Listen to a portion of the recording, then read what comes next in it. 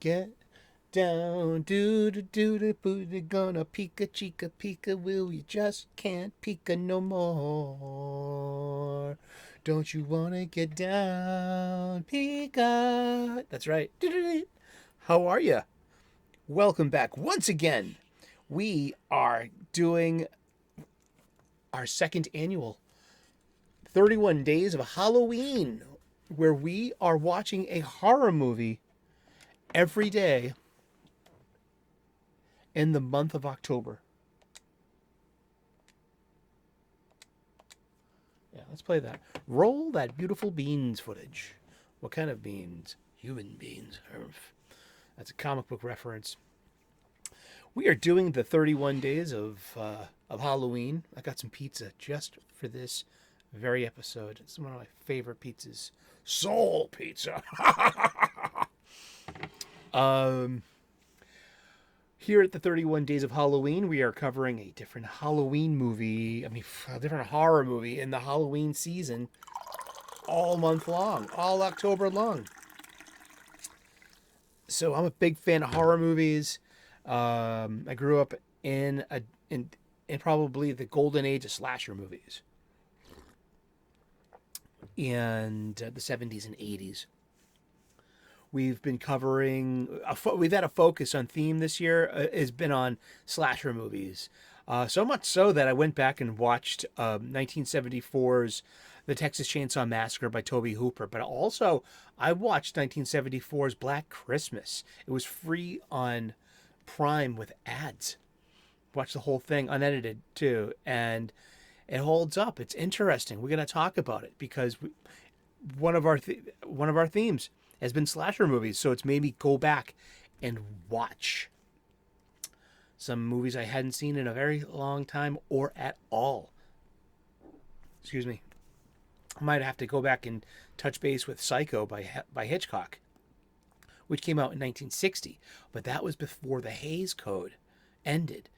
And then 1968, the Motion Pictures Academy of America, I think that's it. Pizza. Anyone? Pizza? Anyone? Pizza. Instituted the lettered rating system. The R rating, 17 plus, no admittance, no minors. Or, the pizza with all the little souls. It's like the sausage. Oh my God. It's pepperoni and sausage, just like mine. I got pepperoni and sausage. It's kind of like the Fly, almost like the original Fly. Oh my gosh, not the Jeff Goldblum one. Look at that! Oh God, this is like one of my favorite scenes in the entire series, and it's in part 4. So today we are covering 1988 summer hit, A Nightmare on Elm Street 4, The Dream Master. Yeah, it was released August 19th, 1988. We even Pika, did you even open up the? Here we are, the wiki, because we love reading from wikis. Now would be the best time to have a bite of my slice of pizza, huh? Mm. And that's Alice.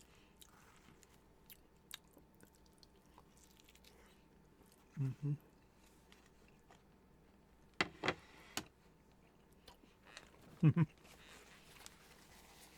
That looks like a Brussels sprout as well as the actual prop. Yeah, that's my bit. That's the pizza bit. That's Soul Pizza. That's a nightmare scene from A Nightmare on Elm Street Part 4, The Dream Master. Who is Alice, of course. Alice is our final girl. The film opens with 3 of our heroes from the last movie, Kristen, Kincaid, and Joey.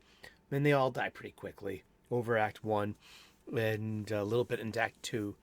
And then it becomes Alice's fault that Freddy's able to have access to all of her new friends.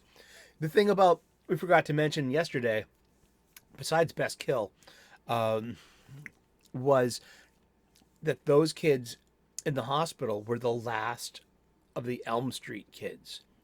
Those were they were the it must have been the infant toddlers of that area when the parents lynched Freddy Krueger and burned him alive. Oh, and this is going to the Roach Motel scene. Oh gosh, this is so gross. So good. These special effects on these Freddy movies, they keep getting better and better. Released in August of 1988. I was in summer camp. That was my big year at summer camp. I was 15 years old. And I spent a month.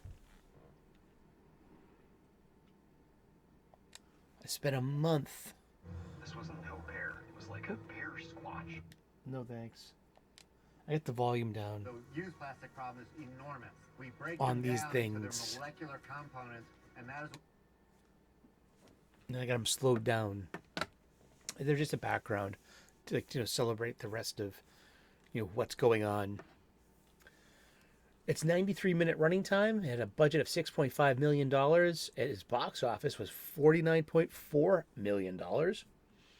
It received mixed to positive reviews from critics. And it was the highest grossing film in the franchise until the release of Freddy vs. Jason.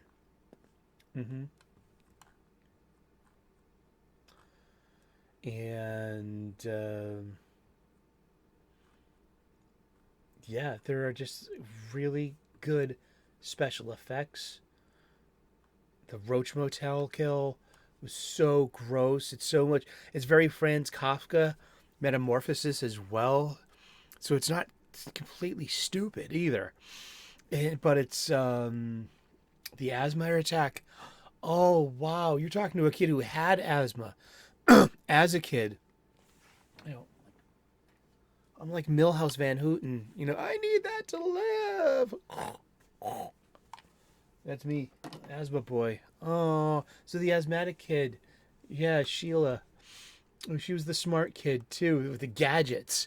It was like almost like a Goonie squad of kids in high school. So we've gone back to, we were in high school. We've got, you got Kincaid and Joey and Kirsten, and they're all acclimated, and they're out of the hospital, and they're in a regular school among their peers and other kids, leading typical lives. And then it comes back. So Alice is this dream master. She's like, she was taught as a child that her mom told her how to control her nightmares, and so that gave her the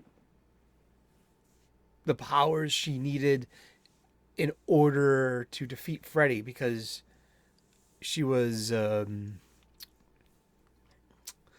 don't know, it's just a fucking story. It's just a horror movie story. Like, it wasn't meant to have a part 4. I mean, part 5 actually was based upon a prior script that got passed. It was about an unborn child, which was, ripe for Freddy to inhabit with his spirit. So there was this double peril of not just Freddy's back, but he could be reborn. That's coming next tomorrow in part 5, The Dream Child. I mean, Alice, our final gal here in this specific movie, part 4, she's actually interesting. She gets through 2 movies, indeed, as the main hero. Yeah, that's pretty good, and we used to call that subversive too. It kind of subverted trope a bit. Nightmare on Elm Street 4, The Dream Master, was directed by Rennie Hartlin. Rennie Harlin. He's from Finland, and he did Ford Fairlane, which is this really under the radar, like late 80s, early 90s, starring Andrew Dice Clay as the rock and roll private detective. It's got Lauren Holly, peak Lauren Holly. She's so pretty. and great Ed O'Neill who we knew from Married with Children. It was just some foolishness, and it was Andrew Clay playing a character kind of like Dice, but not quite Dice. And he did Die Hard 2, Cliffhanger with Sylvester Stallone, The Long Kiss Goodnight, which is a really under the radar, strong, stunning, brave female thing, starring Gina Davis. They were married at the time too. He also did something called Cutthroat Island, which was this pirate movie with her as well. Gina Davis is, yeah, they were married between 1993 and 1998. The power of the wiki. So yeah, that was like I've seen a bunch of his movies. Not in recent. I haven't watched a lot of recent movies too. I mean, you know, let's see. Blast from the Past. I love that movie. That's the one with Alicia Silverstone, and Brendan Fraser, and Christopher Walken and Sissy Spacek were awesome as his parents. It's a 1999 romantic comedy. It's pretty dumb and pretty good. But yeah, I mean, this guy's done so. He did Exorcist: The Beginning in 2004. Let's see. Yeah, Rennie Harlan. He was up and coming as a director. Yeah, and it was like based on characters by Wes Craven and Bruce Wagner, and produced by Rachel Talalay, and who will go on to write and direct the next one too. I think she was the one.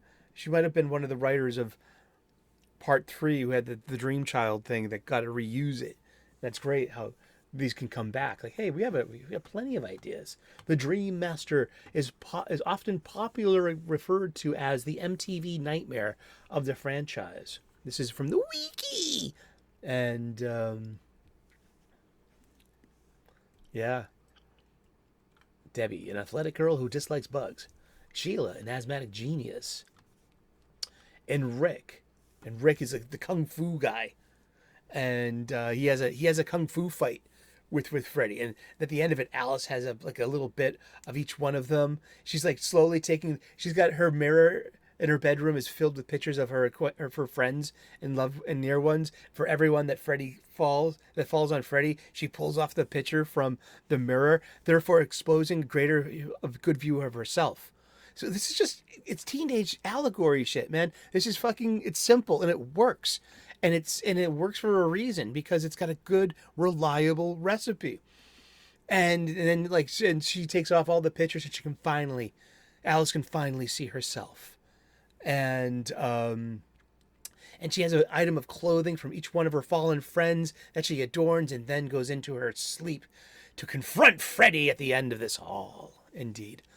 And in the process, she saves herself. She saves the boyfriend, and Alice is the final gal. Indeed. And both the actors will come back for the next movie. It's true. And once again, Robert Englund, just as Freddy Krueger, the soul in the human, the actor, who is able to to embrace the embellishment and sell this wonderfully horrible character, Freddy Krueger, this demon of your nightmares. Want a slice of pizza? The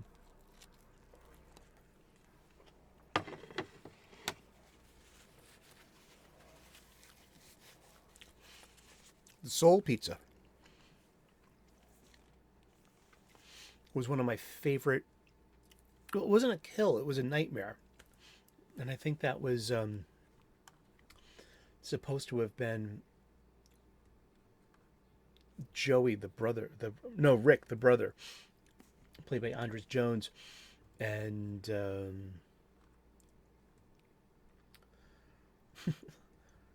Yeah, just good stuff. Oh, and Lenny Quigley as the soul from Freddy's chest. It had this like great scene where like all the souls are within Freddy. They're trying to get out. It's great special effects, like latex work and miniatures. It's just impressive. And then dream sequences, phantasmagorical backgrounds, and it's just very vibrant. And I like how walls can change too. Things change in dreams. It's like I said, I'm continually impressed with how these are going. These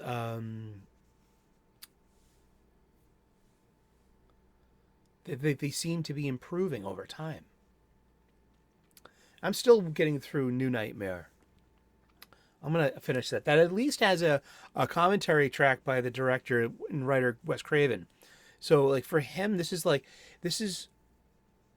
it's about it's 10-year anniversary. So it's been 10 years of nightmares, and it's very meta.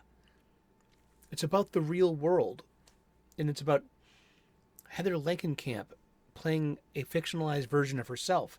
So there's a Robert Englund playing a fictionalized version of himself. Yet there seems to be an incursion into our real life from Freddy himself haunting the next production or the remake or something like it's really meta. I'm trying to wrap my head around it. Maybe taking a break from it and coming back to it will be the right thing to do. But this is some making of four playing behind us on slow speed, and hopefully my my big old head is getting in the way. Yeah, and the Lenny Quigley, that's a meta reference for the '80s. She was like a scream queen in lower budget B movies, and just this petite, beautiful actress of the new wave in the '80s. Lenny Quigley. Gotta think we got to see your jabblies there.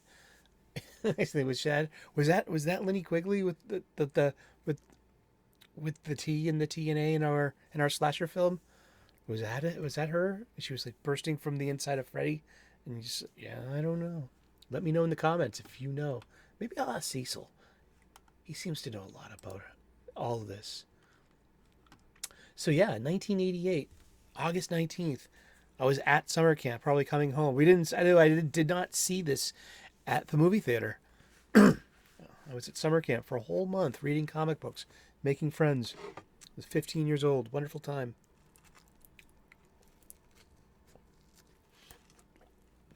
Mm.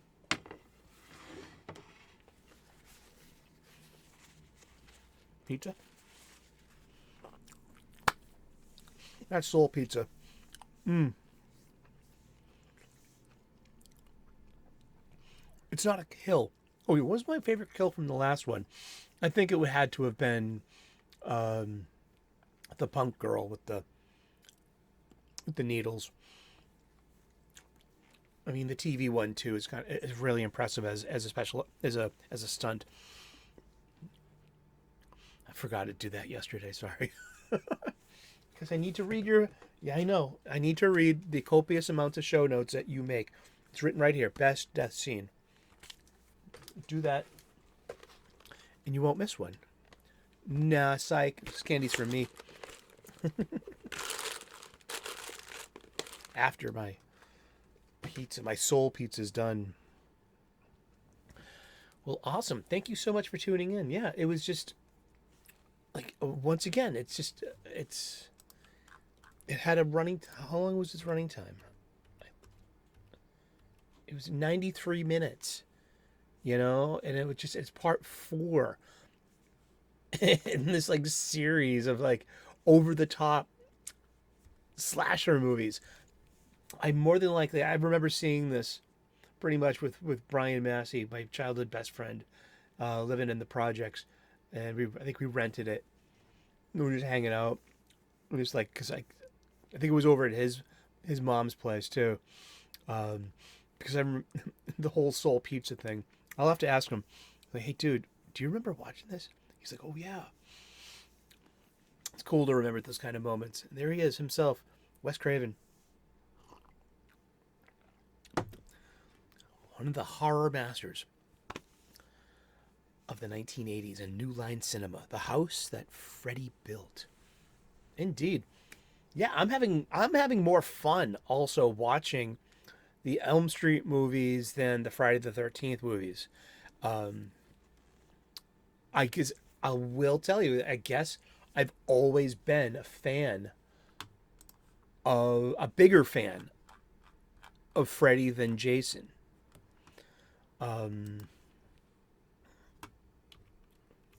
There is around this time as well. There's a television show.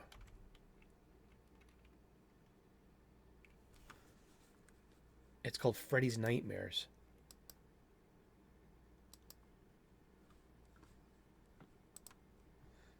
And it was so good. There was like a new wave of late night horror TV anthology shows. Like there was a new Twilight Zone around that time. There's another show syndication called Monsters. And there was Tales from the Dark Side, and there was also the Creep Show movies where you had the old fashioned host who makes the bad one-liners about macabre endings, like, unfortunate, ironic, endings for the victims here. And Freddy played it was Robert Englund himself too, and he played such a wonderful, in Freddy Krueger. He was, there he is, and that was on for a couple of seasons. We'll talk more about that too as we go along. But yeah, the next one will be A Nightmare on Elm Street Part 5, The Dream Child from 1989.